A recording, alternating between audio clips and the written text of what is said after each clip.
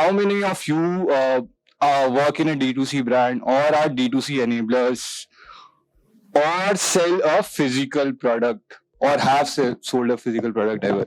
Right, cool. So what I'll be covering in this session is probably how to start a D2C brand, what markets to look in, how to build the marketing strategies for the initial first 2 years to 1 or 2 years to understand how can you build it, build a D2C brand for scaling, right? Uh, uh, we'll get started. I think. All right, cool. First question, right? So, if anyone can tell me what is common between all these brands? Anyone? So there's Head and Shoulder, there's Crocs, there's Wheat, which sells hair removal cream, and there's of course Coca-Cola. Any common thing that you can identify between these four brands? Correct. Yeah, that's one. Sorry, what? All right. Anyone else? One? No. Take a guess. Anyone else? So, all these brands solve one core problem or have one core product, right? Head and Shoulders has that one anti-brand of shampoo. Like, it's not a shampoo brand or a hair care brand which sells a lot of stuff. It does not sell shampoo, conditioner, and other things. Now they have expanded to over 30 varieties, but it just sells one. It solves just one problem. Similarly, Crocs has just that one product. You identify, it's there in their logo as well, right? Similarly, Wheats only sells that hair removal cream. Similarly, Coke has that one, sugary drink only, right? It does not essentially sell anything else. So the point I'm trying to, make here is that you can start with a very small audience, small, niche product, and you can, scale it, to over $1 billion. Like all these companies sell over $1 billion worth of, products in a year, right? Moving on, let's say you were to, you have an idea whether you want to test it tomorrow, whether your idea will work or not. How to test it or how to identify a niche idea, right? What products do you want to sell? So there are certain common sources. One, of course, is talking to your peers, people, that you want to serve. First, pick a TG. Probably, let's say you have your friends between the age of 20 and 30. Understand what all products do they use and what all common problems do they face. Do not ask them for a solution. Just, pick what problems would they have. I'll explain this with the help of an example. You have actually built a brand using these common sources only, right? And there are various online sources. I'll just show you. So we have launched a brand called Sunscoop. It's a sunscreen only brand, right? How we did it was, so we looked at overall online keyword searches and online trends. So if you look at Google Trends over the last 2 years, right, it has grown 100% over year. So every year it's growing 100%. It's just the Indian market, right? Second, let's say this segment within the FMCG category is growing very fast. Now we want to understand what products to build. What features should your products have? What you can do is you simply go to Amazon, search for a sunscreen product. I will not be able to zoom in, but there are, if you were to search for sunscreen, you'll find that there are sunscreen sticks, sunscreen sprays which people are searching for. Which means that people are searching for these products, and when you see the results, you will not identify very good products, right?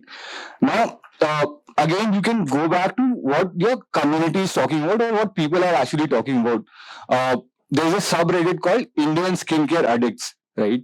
Which has roughly around 40,000, people or ladies talking just about skincare products day in, day out, right? If you were to go, just now, if you have Reddit on your app, you go to this particular subreddit, search for one of the top most upvoted posts, you will find that there's one post on sunscreen. The main issue this guy is facing is anyone who has used sunscreen, you will see that, sunscreen leaves a white cast on your face when you apply it. You have seen cricketers having that, white cast on their faces. So we solved just for this problem. We have launched this product just last 1 month back. When you apply it, it's a SPF 40 sunscreen. It will leave no white cast, right? We did R&D on it for around 6 months. We talked to a lot of people. Now, this particular brand is doing roughly sales of roughly 50 lakhs, 60 lakhs in a span of 1 month, in just 1 month. I'll now speak about So this is how you can, probably identify a brand, how to launch a product or a brand.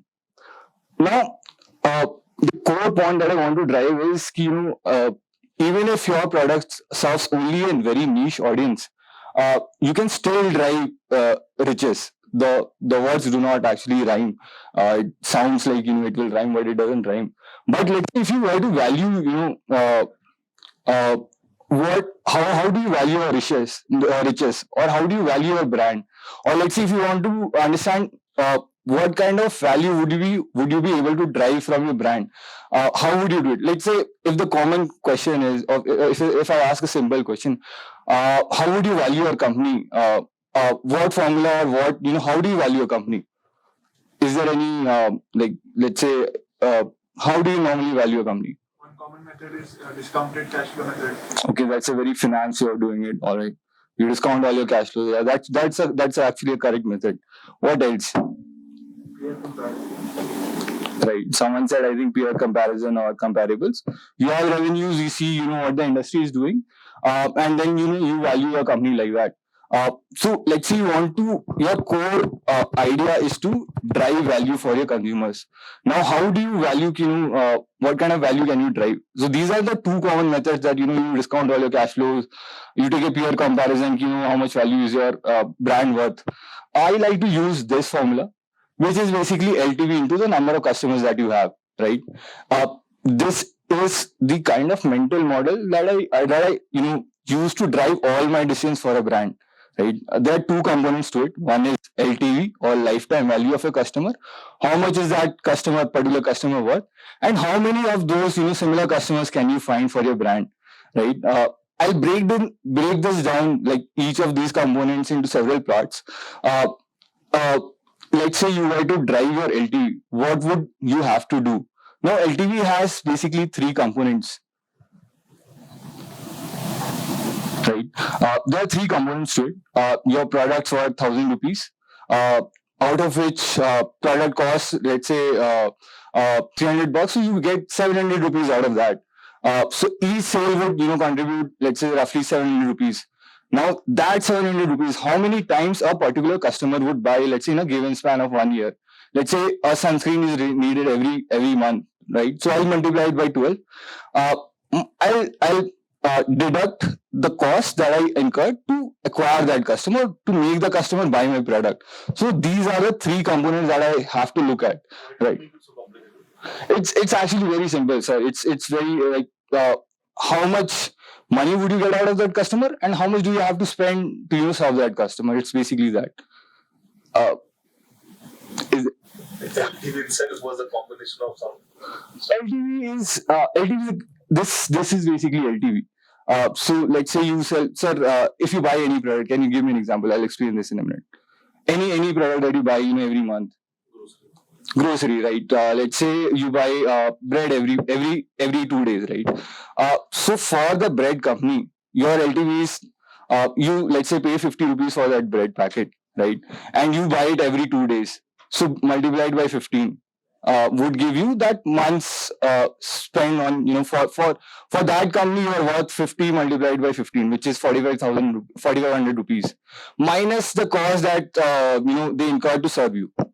Which would be, let's say, placing the product on the shelves, the actual cost of the products, all those things. So that is your value for that particular company.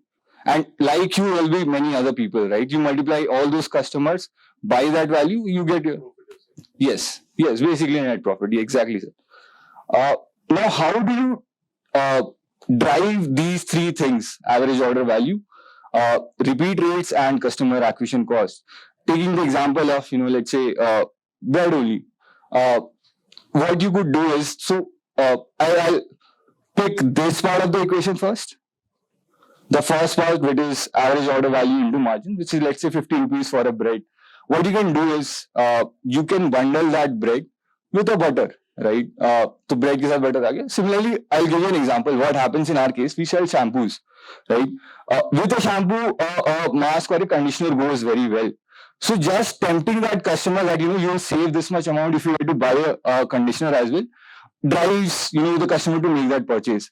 I'll tell you, if 100 people land on this page, or let's say 100 people were to land on this page or to buy this product, 40 of them buy, one of these options in our case, right? So you can do that. Second, what you can do is you can upsell them for, let's say, a larger packet of bread or a larger packet of, or my shampoo or sunscreen. In this example also, we have recently only implemented this. You can buy a single, product, or you can buy packs of 2 or 3. Now, almost 20 to 25% of the people opt for a pack of 2 or 3, which, because it gives them a discount and gives me upfront money, right? And it drives almost 30% of, my sales. Third thing which you can do is you can obviously, reduce your processing cost, the actual product cost, or any shipping, manufacturing, etc. cost. But this is something which I like to optimize at a later stage. First, I want my customer to try my products, then I would go on to optimize this stuff, and this can be easily optimized if your brand were to survive. Coming to the second part, how many times would that customer be buying your products? One is, that the customer makes one purchase.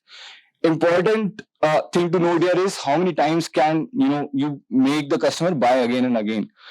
So my core thinking here is that you cannot buy loyalty from a customer by offering them discounts or free stuff. You can earn it by offering certain things. So you look at whole customer life cycle.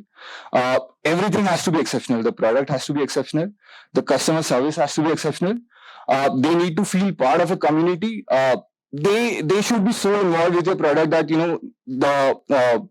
the next time they want to they are running out of a shampoo or a sunscreen or anything else, they think about your brand only, and they do not want to switch, right? So those things are there, and of course, stuff like WebEngage, etc., obviously helps to drive that decision making, right?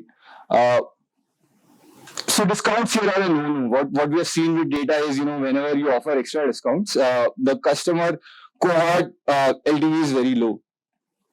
I'll move on to the next slide.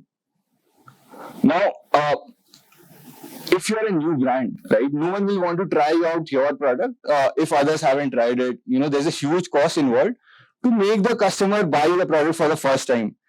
There are a couple of things that you can do to reduce this marketing cost. One, let's say you have a bunch of 5-10 products.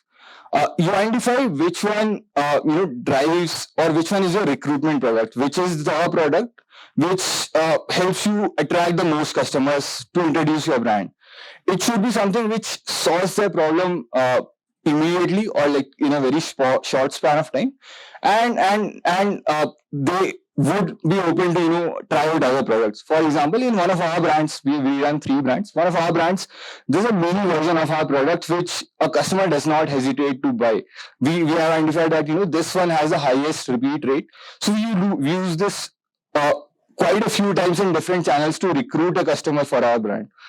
Second, in D2C world, so what has happened from offline to online is you can collect first party data. I see a lot of brands today, just collecting data when the customer is checking out. In one of our brands, what we do is we have put a quiz. If you go through that quiz, you will get personalized recommendations, and in that process, you also get to collect first party data, like what is your hair type, scalp type, your email IDs, etc. How this helps is you can remarket the customer and send personalized messages. Now, again, once that customer, what will happen is, the customers are busy. They are, trying your products, checking your product pages, they are reviewing your products on YouTube, they'll fall off and they'll forget about it, right? If you have first party data, what you can do is you can follow up. In the physical world, it's not possible to follow up. But if you were to collect their phone numbers, email IDs, etc., or any other sources, you can follow up. And it requires a very small nudge, small transactional nudge to make them buy the product. So collecting first party data and then following up is the most important part, right? And then once you have all these things, if your product is good, your experience, everything is good, you can obviously identify alternative channels which can give you a lower CAC. Alternative channels for physical products being marketplaces like Amazon, Nykaa, JioMart, etc. And there's of course the physical world once you have scaled, right? Now the second part of the equation, if I were to go back, it was LTV multiplied by customers, right? How do you drive, a lot of customers to buy your products, or how do you, expand your market, or how do you scale? It's very simple. What you have to do is, give me a minute, right? Now you have one brand. What you can do is you can expand SKUs within that brand, so that you have acquired one customer, right? So you have acquired one customer for sunscreen. They must be using other similar products, adjacent products, which you can launch within that same brand. So that multiplies your revenue. Now you can launch that same brand on multiple channels. I'm not a very big fan of just being on one particular channel, which is, let's say, your own website. You have to be where the customer is actually making the buying decision, like, let's say, Amazon or an offline world, right? And then you can multiply it by geographies as well. If it works in India, you're solving that. You can solve that problem for someone sitting in America as well. With the online world, you can easily do that. And now, once you have one brand, which has a limited scope, you have built it for a niche, and you have acquired that customer. How else can you solve a customer's demand? One you can do it is you can launch more products in the same brand. Let's say if I have a sunscreen brand, I can launch shampoos within that and other stuff within that. But customers, kind of, if you were to look at your own buying behavior, you would not buy a skincare product from a brand like Colgate, right? So you identify each brand with a very specific category or a specific product. So once you have acquired that product, you can kind of launch a sub brand or a sub category within that brand, and that is how you acquire more customers. This is the short equation. So my whole point of doing this is to build a mental model to understand this equation, and any decision that you take to drive value for your brand, you can do it by increasing your LTV and increasing your number of customers. You are going to walk us through a framework for the first 2 years, typically the marketing strategy for first 2 years.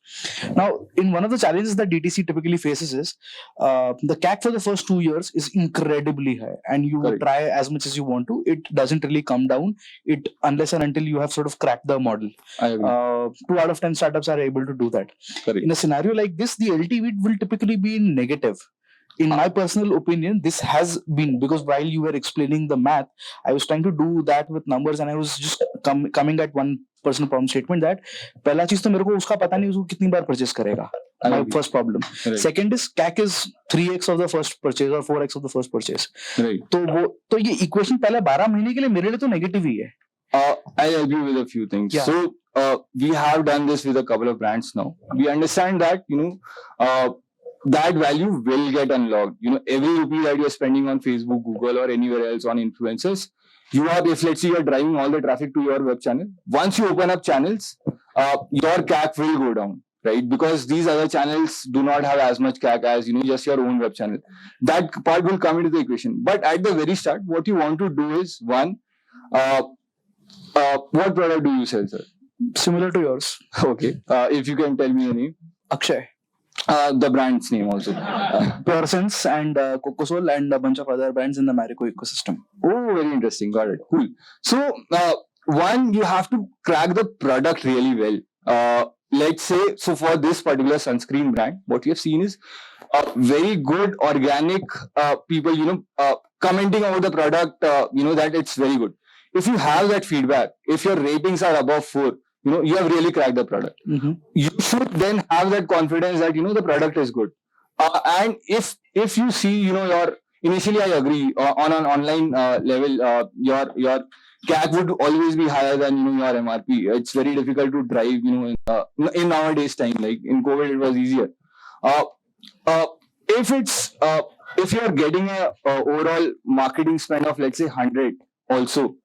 100 or let's say 150% of the MRP, I would say you are in a today's world good shape, right? You can drive down that LTV. I can give you that confidence, right? Initially in the first few months, try and identify a few channels which can give you a lower CAC. I'll give you a few examples. GPay has vouchers, right? Which will give you a CAC of roughly 200 rupees. There are very good organic influencers, which will small, not very micro, but let's say decent 50K, decent, following. If they like your product, they'll post it. Third, you can do is you can tie up with a PR firm who can send PR kits, which gives you a very good visibility if you are just operating in the online world. Now, also what you can do is, there was, I think Air Black's founder was speaking today, which does trains beauty salon advisors or things like that, right? You can partner with these guys to push your products, just to get the word out. So just identify low CAC channels in the initial few months. Understand whether the product is getting the right feedback or not. Online, I would say, is just a way to test if you are getting the right product, the people are appreciating your brand or not. And if you are, there are a few metrics which I think we can discuss offline for each category. If you're seeing those numbers, you can obviously, then go on to other channels and scale. I can for sure tell you online is just a way to, I would say, test your hypothesis, whether this will work out or not. And it's a costly way of doing it, but it's a very efficient and you can test a product out in 3 months' time, which will take a lot of time in the offline world. So it's a very good way of doing that. And scale would come only from, the offline and other channels like marketplaces, etc. If that answers your question. Somewhat, but I think We'll discuss offline. We'll discuss. Yeah, please go ahead. For a niche marketplace. So you mentioned about building the community. How do you go about it? What makes the customer feel part of our cult? There are a couple of ways to do it. I would say communities are an over-abused term in nowadays time because of certain people using it too much. In certain categories, I would say it works. In my category, like which is personal care, I would not say it works as much because people are saturated with brands. Every day they are bombarded with brands in today's world. There are a few. I would not say to. I would not ask you to build a community, but I would ask you to build ambassadors for your brand. How to do it is in the initial days, identify a few influencers who have an audience and kind of make a long-term partnership with them to probably take feedback about your product, to push your product, to give giveaways from your product. Do not try and fool the customer in any way, by let's say faking ratings, by giving huge discounts, by sending a wrong product, but have exceptional customer service. So I've seen this with many brands. I would take the example of The Whole Truth, which is a food brand, right? It sells protein bars and stuff. If you were to ever complain to one of their guys, they'll give you such good responses that you'll be wowed by the experience. So once you have that certain proponents of or ambassadors for your brand, the community would get built around your brand or your product. And it's never going to happen that other people are going to form WhatsApp group and going to talk about your product. That's never going to happen. They're very busy. They're not going to do it. But you have to kind of incentivize that behavior where whenever an opportunity knocks, they'll talk about your product. So I'll talk about one conversation that I was having a couple of days back. Someone was wearing Neiman's shoes. Right, it's a D2C brand which sells shoes for like roughly 5,000 rupees. So I just asked this guy, how are the shoes? Now he mentioned a couple of things. One, the product is exceptional, so the product has to be cracked really well. Second, he said, the overall experience has been so far very well. Like they keep sending him, reminders or educational content on how to keep your shoes. I would say clean and everything, right? So having that first party communication with the customer and giving him a very good experience will in the long run make the user your ambassador. So rather than going a community route, probably you can go build ambassadors for your brand. Recently, how many of you have know the brand Minimalist, which sells skincare stuff, right? Many of you, right?